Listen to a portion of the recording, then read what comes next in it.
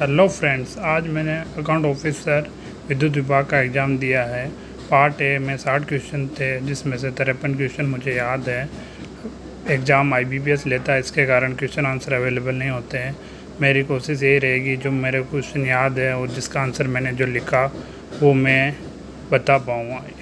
Question audit से 10 आए, IT act से 10 आए, GST मात्र 1 question, FM only 2 question, accounts posting के 15-15 क्वेश्चन आए, जो बहुत ही महत्वपूर्ण सिद्ध हुए सफलता के लिए। Income tax first question, income tax rate कहाँ दी रहती है? फिनांस एक्ट में दी होती हैं। Income tax disallowance, income tax खुद ही। Payment as earn, scheme of advance tax, gift receive by doctor from his patient, PGBP income, winning from lottery, IOS, indexation, long term assets other than depreciable assets, PM care fund, 80G, income exempt under IT act section 10th। Top governing body कौन होती है? Income tax, CBDT। Minor की income club, parents के हाथ में जिसकी total income सब ज़्यादा है। GST एक ही क्वेश्चन आया, नॉर्मल क्वेश्चन। कोस्टिंग के 15 क्वेश्चन आए। रिफाइनरी कौन सा फॉलो करती है? प्रोसेस या मल्टीपल? दोनों में से एक आंसर सही है, मैंने मल्टीपल किया था। ट्रांसपोर्ट बिजनेस में सबको पता, service costing, printing job costing follow करती है। Job for long term purpose, ये कॉन्ट्रैक्ट कॉस्टिंग होता है। पेरेटो एनालिसिस लॉ किस पे डिपेंड है? इसका आंसर शायद ABC ही होगा। लिफो एंड फिफो, ये इन्वेंट्री कंट्रोल के टूल है। स्पेयर पार्ट्स, इसमें शायद तक ABC या VED, दोनों में से एक आंसर सही है। पेपर बहुत ही आसान था, टेक्निकल वाला, पर पार्ट टू हार्ड था। पार्ट 2 में 20-30 नंबर से ज़्यादा नहीं आने वाले हैं। और पार्ट ए में 110 तक आदमी स्कोर कर सकता है, नेगेटिव मार्किंग भी थी। और ये क्वेश्चन का कॉस्टिंग का question number 8, process costing normal था, इनपुट दिया हुआ था 5000, लॉस था 8%, आउटपुट होगा 4600, एक्चुअल आउटपुट था 4300, अब नॉर्मल लॉस 300। नॉर्मल आंसर करना था without calculator. Standard versus actual variance कहते हैं। एक था रीऑर्डर लेवल, आंसर था maximum consumption into maximum period. Direct expenses को अदर किस नाम से जानते हैं? Chargeable expenses. Rent to owner एक नॉमिनल कॉस्ट है। Opportunity cost, advantage of forgone. All function budget, capsule, master budget होता है। एक क्वेश्चन और था कॉस्टिंग में, वो भी मेरे को याद नहीं है।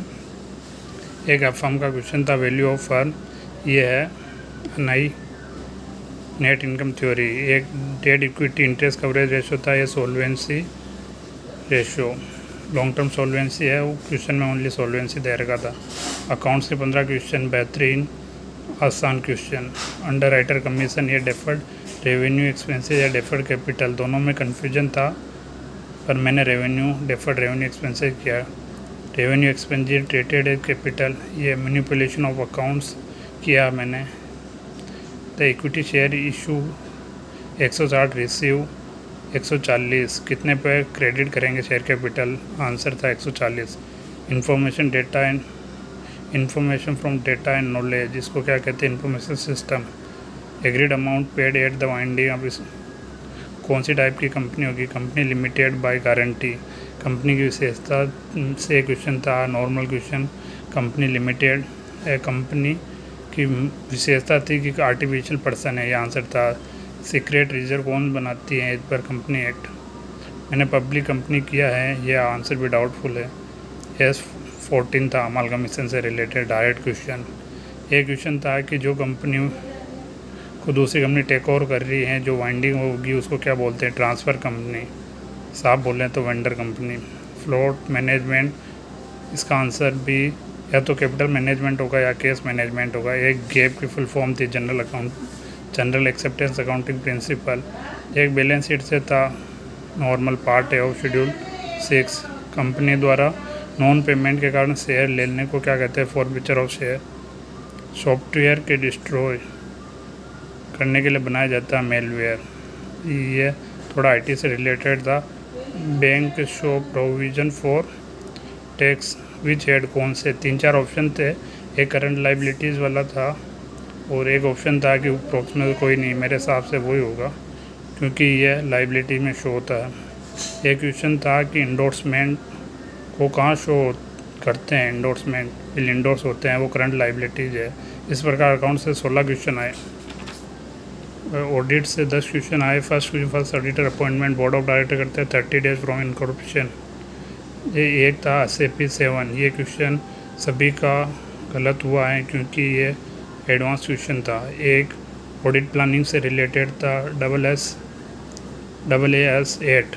ये बहुत ही ओल्ड क्वेश्चन पूछ लिया गया है क्योंकि अभी ऑडिटिंग स्टैंडर्ड लागू है 2009 के बाद से ही। ये पुराना क्वेश्चन है पर मेरा अनुमान इसमें सही निकला।